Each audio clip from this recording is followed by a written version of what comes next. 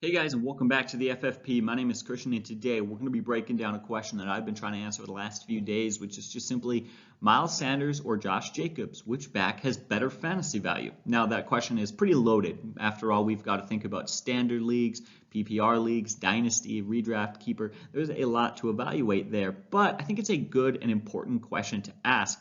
Why do you ask? One, because these guys are going to be compared a lot. Guys who come out of the draft at the same time, they are two stud young backs. There's a lot of comparisons to be made there, but also because it's just a good mental exercise to sit back, look at their stats and their situations and everything involved, and just evaluate which player has better fantasy value. It's a good process to go through. It's not simply enough to know that these guys are talented. They made the NFL. Yes, we know they're talented. We have to measure what is their fantasy value next to one another. I think it's awesome to have information. I know a lot of people who are just loaded their minds with tons of stats, but when you don't know how to take one stat and compare it to another, that can make it very difficult to have a good fantasy understanding. I know the phrase is you can't compare apples and oranges, and while I think that's somewhat true, and I would consider these guys apples and oranges in comparison to each other because they're not the same style of running backs. In fantasy, you have to compare apples and oranges. That's essentially our job. So that's what we're going to do today, compare two different style backs and ultimately decide which guy has more value. So what we'll do is we'll break them down individually and get a bit of an overview for who they are, and then compare some of the more notable stats against one another and see kind of what that gives us ultimately. Then I'll do a little bit of a recap at the end and talk about redraft and standard and PPR and all that stuff and just get a little bit specific with it. But let's just dive in, guys. Let's just get started, and I'll probably go with Miles Sanders first. So Miles Sanders at 5'11", 211 pounds, he's a smaller and faster back. He does work in the passing game. He's very quick, but maybe not the most physical of backs. I think, first of all, he is not a weak back, and he does not get pushed around on the field, but his strength is his speed and his versatility. That's got to be the word that I would use to kind of define what he does as a back most. Is he's very versatile, and he does a lot of things fairly well. He will probably never be the Derrick Henry bruiser, although very few guys ever get to be. Derrick Henry is phenomenal, but you get the point. Doesn't necessarily mean that he's weak, he's not explosive or powerful. That's not what I'm saying. Again, 50 catches last year, which by the way was the 10th most catches by a rookie running back ever. You can see where his strengths lie.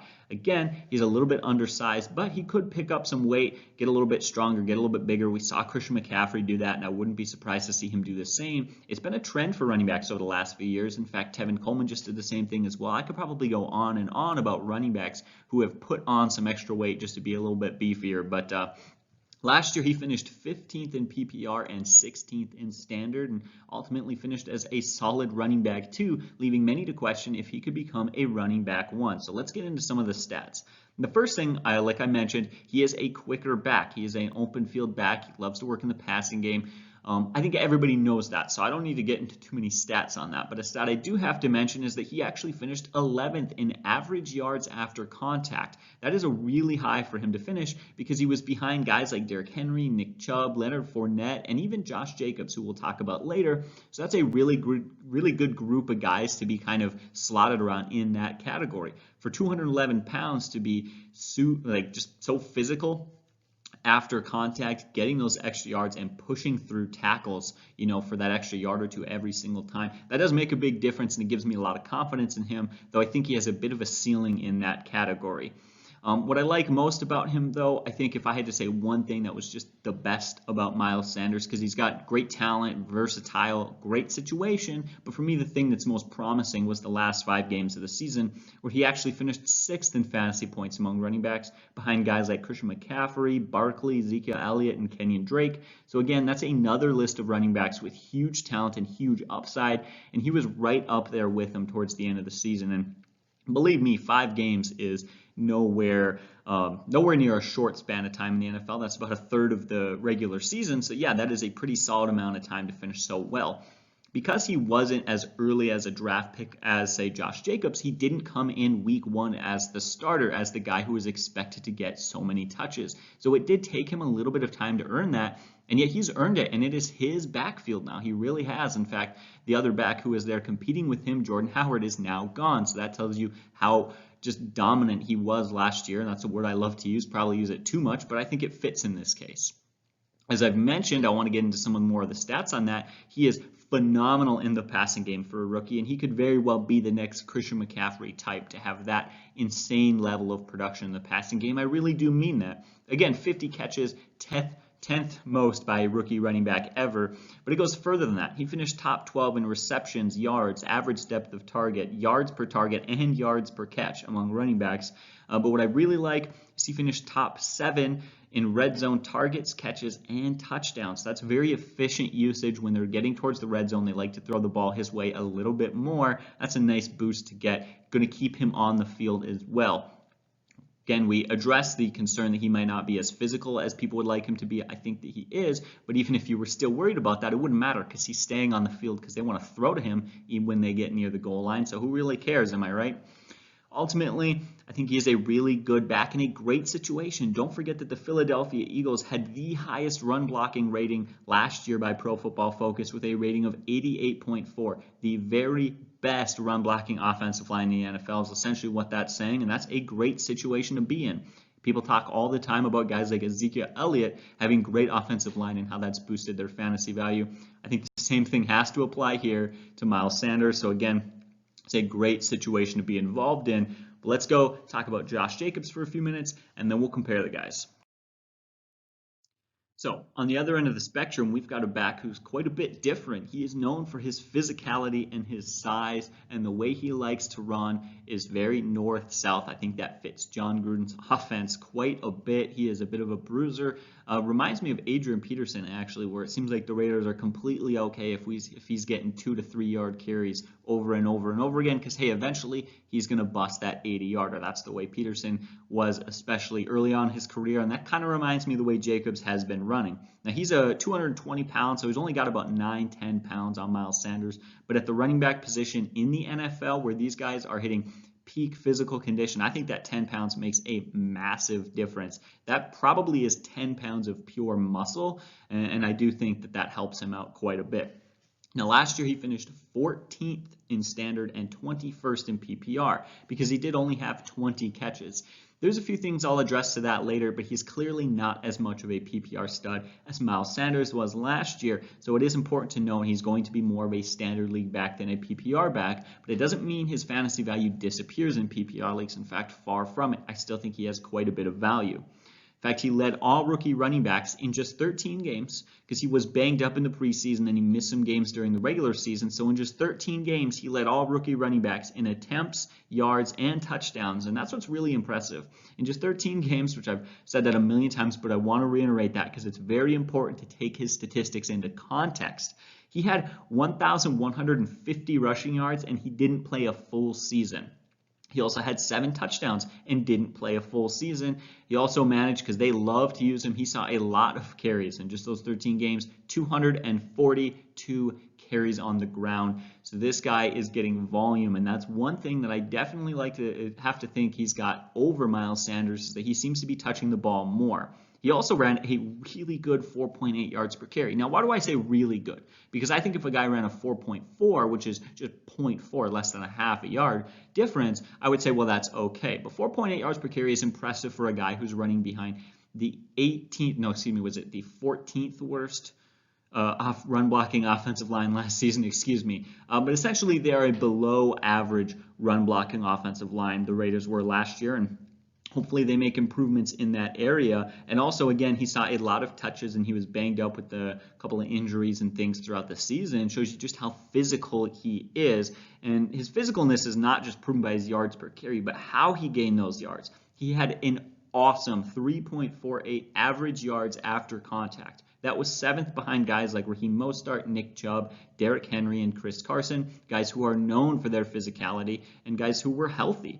He also had 69 avoided tackles. That led all running backs last season. That beat Christian McCaffrey, that beat Elliott, that beat Chubb, that beat Barkley, that beat them all. He had the most avoided tackles. He's a guy who's going to rip through arm tackles. He is not the quickest guy, but if you do not get a full body and a big hit on him, he ain't going down. That's the way he runs, and it's fun to watch. It really is. That means he had 0.29 avoided tackles per carry, which is the most among qualifying running backs as well. So he was very efficient in doing it. That number didn't purely come from volume, and that's nice to see. This ultimately gave him the highest elusive rating among qualifying running backs, 103.6. That is a super high rating. Most guys barely scratch a 60 or a 70 at best in their career. So that tells you how dominant he was. He also had, and this kind of mentions what I talked about earlier with Adrian Peterson, his 32.3% of his yards came from carries on 15 or more yards. Excuse me. But that tells you how explosive he is. He's, like I say, he's going to get a lot of 2 to 3 yard carries. That's okay. They're going to keep pounding the rock. This is a very old school offense led by Gruden, and eventually he's going to hit that 80-yarder, and that's where you're going to get a lot of your fantasy points from. I know that worries some people, but it doesn't matter. It worked for Peterson, and it's going to work for Jacobs as long as he's still in his prime. Looking back at that, that gives him, again, 32.3% breakaway percentage. That's the 6th best breakaway percentage in the NFL. So again, I think this is a great offense, an offense that wants to feed him the ball. Not quite as much of a PPR stud, but I think a lot of that comes down to scheme and system, purely off of the fact that he is a rookie, and I don't think that they wanted to overuse him in the passing game because that's not the way the offense was working. They had their safety blanket in Darren Waller, and so they've got a lot of options there. I just don't think they needed to. One, I don't think that means they won't use him in the future. I think as he becomes a better back and proves himself in the passing game, we'll see a boost in that. He did have just 20 catches, which is 30 less catches than Miles Sanders, but that number will probably go up. Again, he did only play 13 games.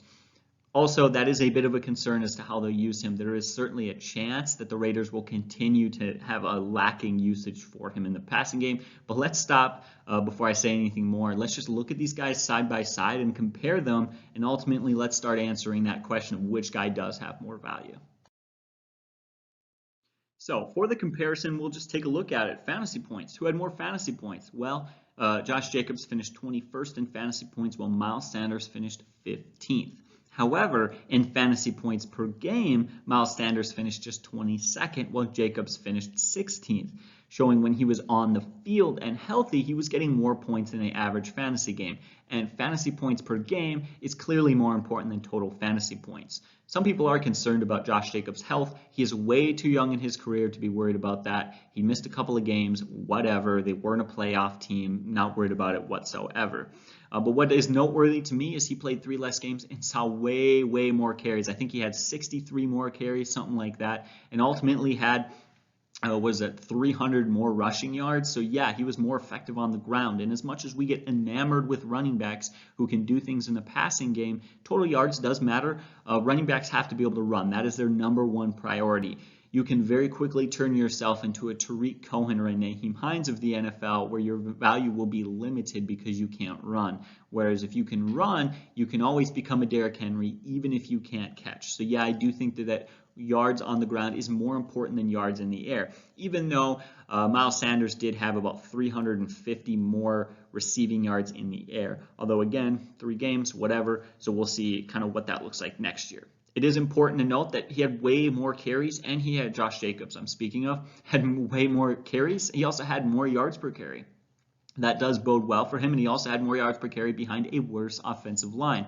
I don't know how much better the Raiders' offensive line is going to be this year than last year, but it does show that he is a better runner, and I think that has been pretty clear at this point, so we'll move on from that. But in the receiving game, again, not very well used. That is a problem, though. There is one stat that I found particularly interesting. Josh Jacobs had 30 less catches, but he did have 2 more avoided tackles after the catch than Miles Sanders. He also averaged 1.2 more average yards after the catch per reception than Sanders. So he was a bit more efficient in the passing game, and that could see his usage in the passing game going up next year. That's a prediction I don't have a lot of faith in. I would be most likely, I'm putting my money down on the Raiders are going to continue with a very similar offense as they did last year.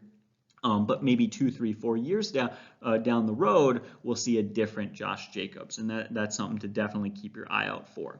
According to ADP, which I think is important because we're not just talking about their value. If you're in a dynasty league, yes, straight up value matters and you just keep a guy and keep him, boom. But if you have to draft these guys, then where you draft them is important.